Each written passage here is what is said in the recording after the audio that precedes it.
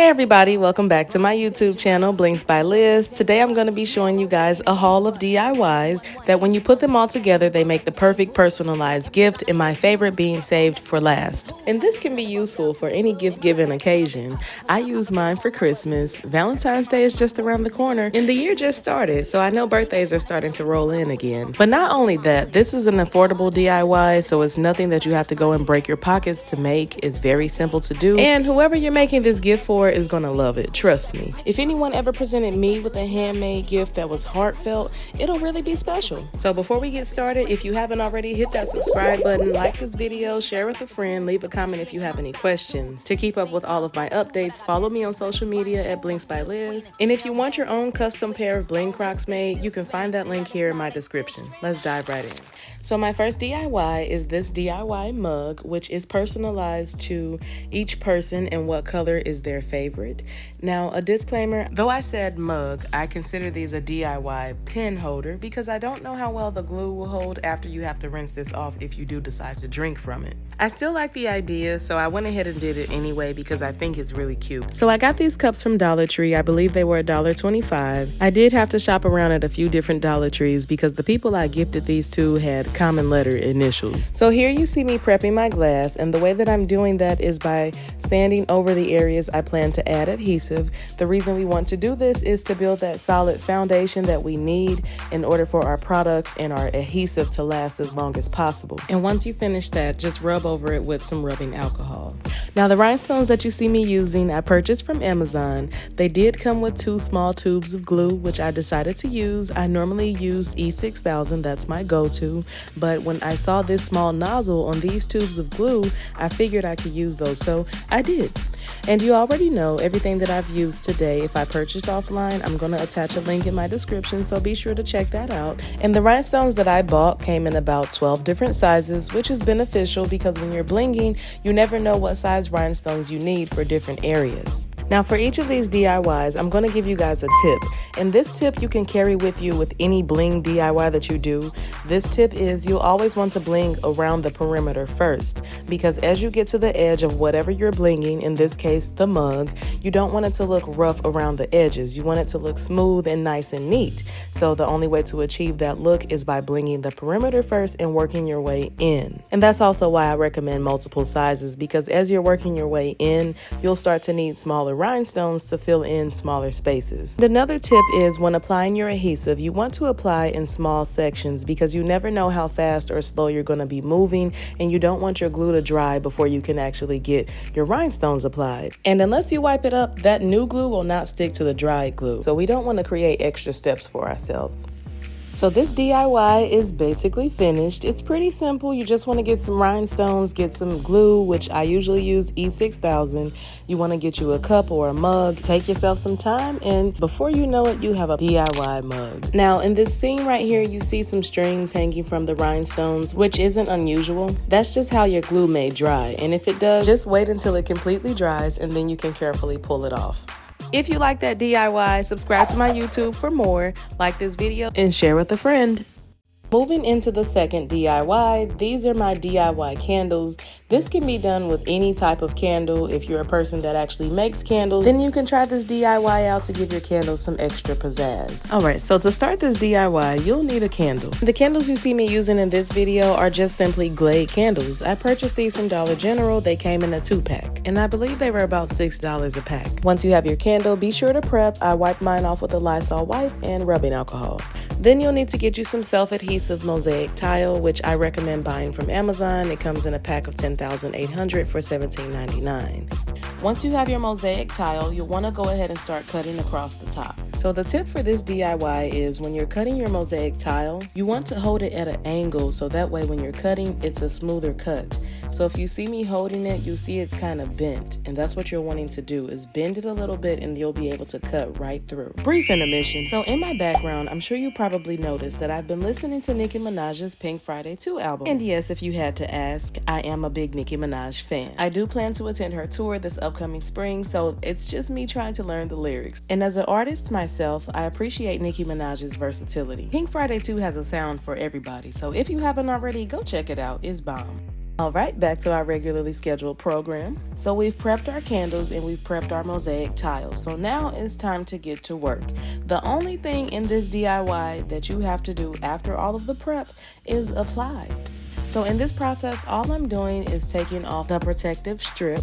And once I take it off, I'm applying each layer one by one. As you apply the layer, you do want to have your starting point for each layer in a different place. So to better explain, you don't want your new layer's starting point to be your prior layer's ending point. As you come to the end of adding a layer, you would want to move slightly to the left or right when you're beginning to add a new layer. You'll repeat this until you reach the bottom. And the purpose for this is because as you're going, you'll realize that the mosaic tile does not 100% match up to each end. And it's going to leave small gaps and small holes as you're going. And that's okay because this is a handmade gift and that's the type of feel that it'll give. And in the last scene, there was a part where the mosaic tile did not match up completely, and that may happen to you because the mosaic tile, I don't believe, was measured and cut out precisely. So when that happens, you just need to either rearrange your pieces in that area, or you can sometimes just pop a piece in and it'll go right in. Sometimes it may not look like it will, but it actually will. You just have to force it. In the tip that I gave you guys previously, this will help hide those small gaps or holes if you do have any that's remaining, because you may, and that's okay. And just a FYI, I purchased silver mosaic tile. Amazon does sell it in different colors if you wanted to switch it up. Once you're finished, you should have something that looks similar to this. One final tip, and this is optional because I am still a brand. I went ahead and got me some stickers printed from my local Office Max. I felt like this would be the perfect finish for this project, and that's why I mentioned if you make your own candles, even better. I picked Glade candles because I know that they smell really good, and if you make your own candles, then you know they smell good. Okay, side note right quick, talking about candles is really inspiring me to want to learn how to make candles, so I might pop out with a DIY on how to do that. So subscribe to my YouTube to stay up to date. Remember, my personal favorite DIY is saved for last, but here are my candy fill ornaments. Going into this DIY, you'll need DIY ornaments, candy, some spray paint, any type of tape, some ribbon, and something to hold your ornaments up, which for me, I use this broken hanger. And to start this DIY, here's a tip. When you get your ornaments and your candy, just be aware because the diameter of your ornament hole may not fit the candy that you buy. I had to give that one as a tip, really a disclaimer, because I'm a big chocolate person and I would have had these ornaments filled with chocolate because I bought all type of chocolate for these ornaments, Hershey's Kisses and everything, but it didn't fit. And that's okay because I went ahead and added that candy into the actual gift bag, and I'll go over that towards the end of the video. But what you see me doing here is simply prepping. I'm wiping my ornaments down with a disinfecting wipe. Next, I'm going to take some tape and I'm going to block off the silver part of the ornament so that way when I do the spray painting, it's not getting on the silver part. Now, another tip for this DIY, you don't see in this video that I added tape to the top of those lids, but you do want to add tape to the top, and that's just because that spray paint is going to get on the top, and I had to learn that my own self by doing it and realizing it was getting on the lid. And that's no big deal because in DIY land, you always, really, everywhere in life, apply this principle. You always want to capitalize off of your mistakes because life will always be a forever learning experience. All right, thank you for coming to my TED Talk. Back to the DIY. Once you have all of your ornaments prepped, you can go ahead and move to the next step, adding your ornaments to your broken hanger so that they can be prepared for spray painting. Another tip that came from learning experience is when you're adding your ornaments to the hanger, you may want to tape down the ornaments to the hanger so that way when you're spray painting, they're not all moving around as you'll see they're doing in my video.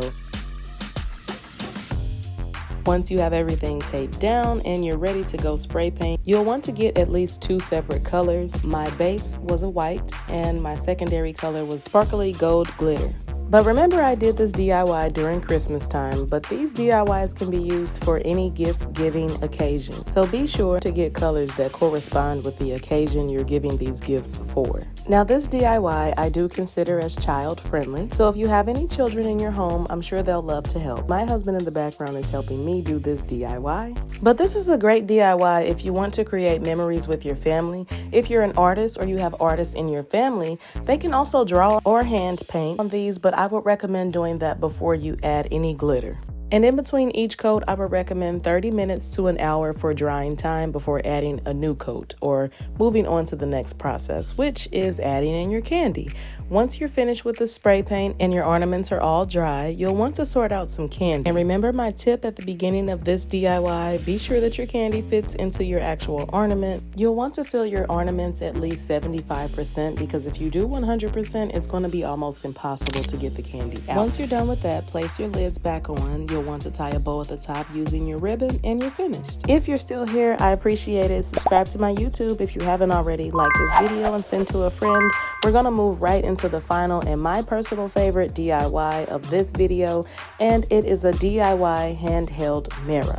Now this is the final DIY of the video, but I do want to show you guys, if you stick around at the end, how I filled my gift bag. To start this DIY, you'll need a pair of scissors, an X-Acto knife, sandpaper, a recycled box, a handheld mirror, and a roll of self-adhesive crystal gem wrap, which I purchased from Amazon. Now one of my mottos is work smarter, not harder. You'll want to create a cutout using the recycled box I mentioned. You'll just shred that up until you can place your handheld mirror on top. You'll trace around the handheld mirror and cut out what you traced, and your finished cutout should look something like this. And you need to take your sandpaper and sand the back of your handheld mirror so that way, again, our adhesive is staying and lasting as long as possible. Now that was our prep. Once you're finished prepping, you're going to take your cutout and you'll place it on top of your crystal ribbon wrap, and you're going to cut it around so that way you make it a little bit easier to cut. Once you have a smaller square cut out of the wrap, then you'll be able to cut out the cutout. A tip for this video is you'll want to take a piece of double-sided tape. If you don't have that, you can just wrap a piece of tape in a circle and place it on the cutout. When you're placing the cutout down to actually cut, that cutout is going to be more still versus it being on that protective plastic that you have to peel from the self-adhesive wrap.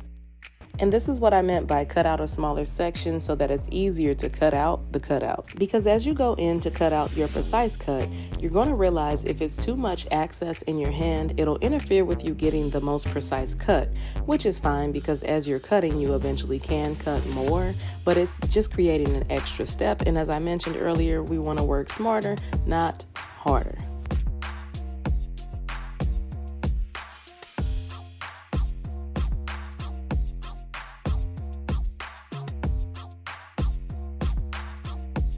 And now we can move on to the next step of the DIY, which is peeling off the protective plastic that I mentioned earlier, and we can apply the wrap down to our handheld mirrors. You want to do this very carefully.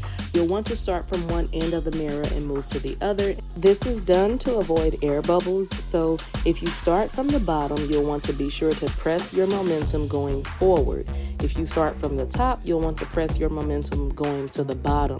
So wherever you start, be sure to press down going the opposite way. And once you have your wrap applied, you can take your X-Acto knife and start to trim around the edge to give it a clean finish. Be very careful because X-Acto knives are very sharp and this process deals with adhesive. So when you're trying to slice through, it may give you a little bit of resistance. That's fine, just be very careful. And this DIY is basically finished. You'll want to just take some Windex and wipe the mirror clean once you're finished. And if you're a bling artist, you can even bling out the handle. Now once we have all 4 of these DIY items made, we can go into filling our gift bags. Because I was making these gift bags for my family's Christmas celebration, I went ahead and added a calendar into everyone's bag. But a good substitution for this would be a planner. This was extra, but my sister is really big on fashion design and she's also a Nicki Minaj fan. So I got her Vogue's 2023 December's release, which featured Nicki Minaj. Okay, and I did get everyone a perfume or a cologne. And for the men, I got Axe. You don't like Axe, Old Spice, those you can never go wrong with. For the women, I got Nicki Minaj's Pink Friday 2 perfume. And I didn't just get that because I'm a fan. It actually really smells good. I got a pack of little trees and I split them up in between each bag. I was making this for 10 people, so I had to get at least 10. I got chapstick just because it is wintertime. If it was the summertime for the women, I would have got Fenty lip gloss. I got some prayer cards and I added some to each bag. It adds a personal touch to the bag because nowadays everybody needs positivity.